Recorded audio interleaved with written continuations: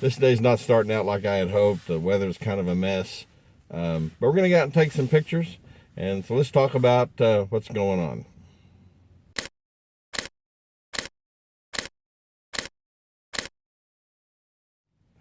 Well, thanks for joining me. As I mentioned today, I had some plans to actually do some film photography today. I have an old Seneca 4x5 view camera that was made in the early 1900s, around between 1906, I think, and 1912, somewhere in there. And the camera still works, and I've got it set up to use sheet film holders instead of glass plate holders. And so my plan was to go out today and take some pictures with that, using some x-ray film, which has an ISO of 10, so it's really slow. But being orthochromatic instead of panchromatic, I thought that would be a really neat way to test that camera by using film that would have been similar to the type of film being orthochromatic that was originally used, and the speed probably being relatively similar. So I thought that would be kind of a fun project. Today the weather's really gray and misty, rainy, foggy, and while that makes interesting pictures with ISO 10 film and a fairly slow lens, plus not only would the exposures be really long, but the contrast would be really low, and really just not a fair test of the equipment. So instead, Riley and I came downtown here, and I thought I would get out a wide angle lens. I haven't used this lens in a little while. I did a video about this lens a while back. It's the SLR Magic 8mm f4 wide angle lens for micro four thirds, and it's a really pretty compact lens. Being 8mm, it's really wide angle. So I thought it'd be fun to get out and to shoot some pictures downtown here today with it, and just kind of see what I could find. Kind of do a little photo walk, and so hope you'll join me. We'll go out and take some pictures, see what we can find, try to make the best of the day that we can. This year, one of the things that I want to do with my photography and with this YouTube channel is really to expand what I'm doing with it. I mean, if you look at some of the early videos, I did some stuff on pinhole and film photography, and then kind of settled into a groove of just doing digital. I use Olympus cameras primarily, but just doing digital photography, a few vintage lenses, but I kind of strayed away from the film thing quite a bit. And a lot of that was just looking at what people were viewing on the channel, trying to grow the subscriber base, and I was getting better response from digital, videos of digital photography. But in the end, I kind of found myself really missing the film photography and some of the vintage cameras. I really love old cameras. I mean, the oldest one I really have is probably that Seneca that I'm talking about, that was made, in the 1906, 1912, somewhere in there. But it's a real passion of mine, these old cameras and shooting film, and I grew up shooting film, and so I really love doing that. And so this coming year, I'm still going to do videos like today. I'm going to do stuff on digital photography, but I'm going to start inserting more and more of the film photography, pinhole photography. I love pinhole photography, and I've kind of strayed away from that.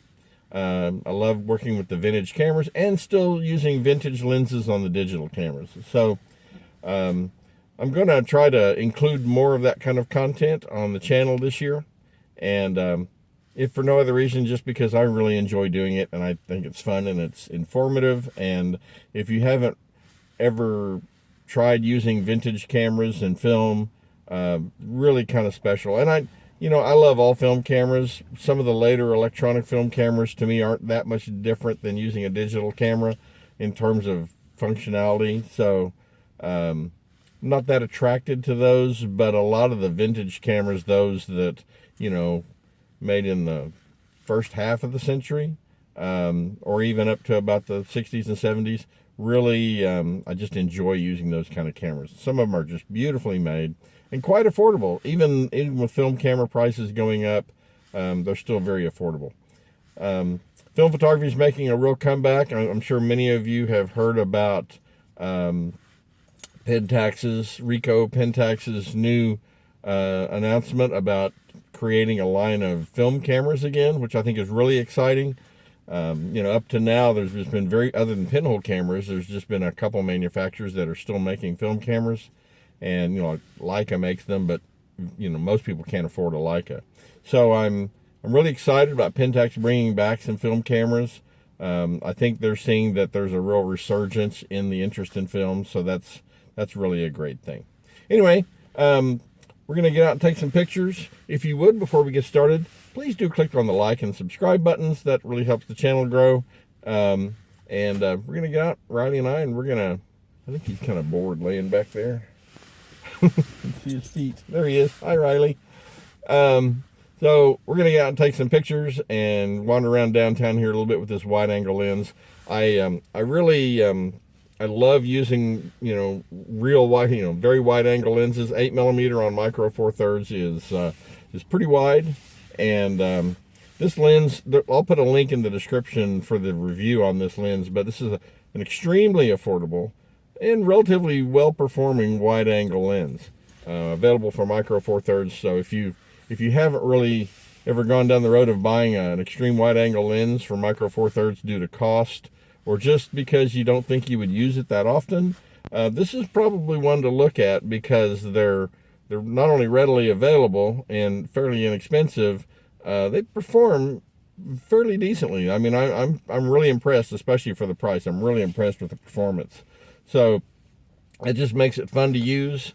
And like I say, I don't use it a great deal, but when I do want to use something with a really wide angle lens, it seems to do a pretty decent job. So anyway, we're going to get started. Go out and take some pictures, shoot some video maybe while we're doing that, and come back and talk to you when it's over.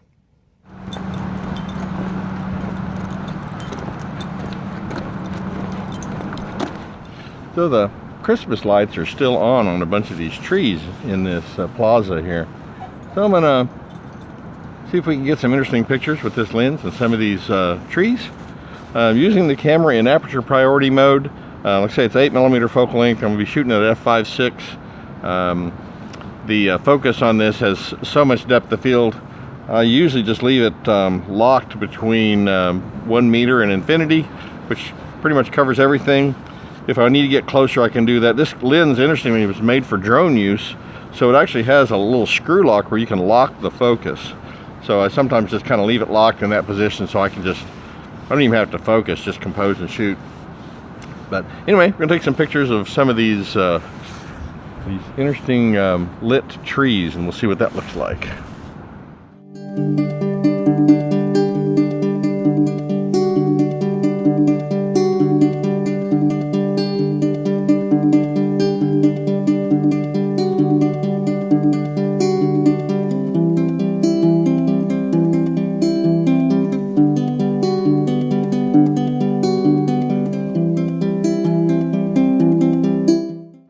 This kind of artwork that's behind me here, always a lot of fun with a really wide angle lens. Let's see what we can do with this.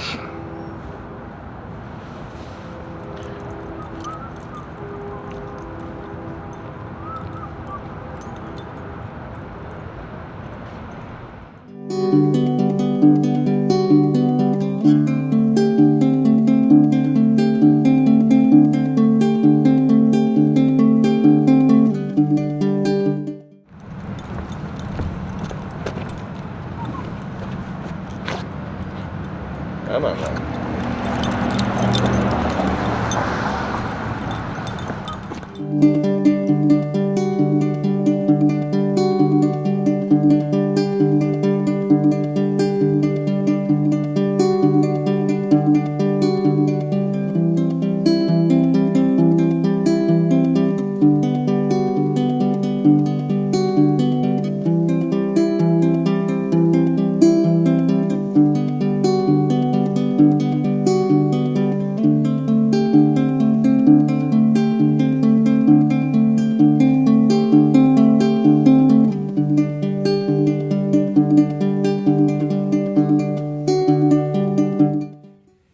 Well, I hope you enjoyed seeing some of those pictures. To be honest, I haven't been out in a few weeks to take pictures, so it was kind of fun to get out and just kind of goof around and take some pictures and kind of have fun with this wide angle lens.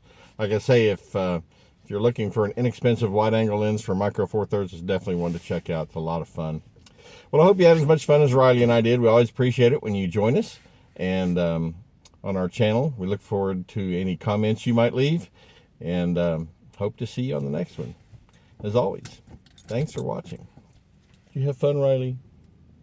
Did you have fun? I had fun. Yes, I know. Oh, I know. Yes. Bye.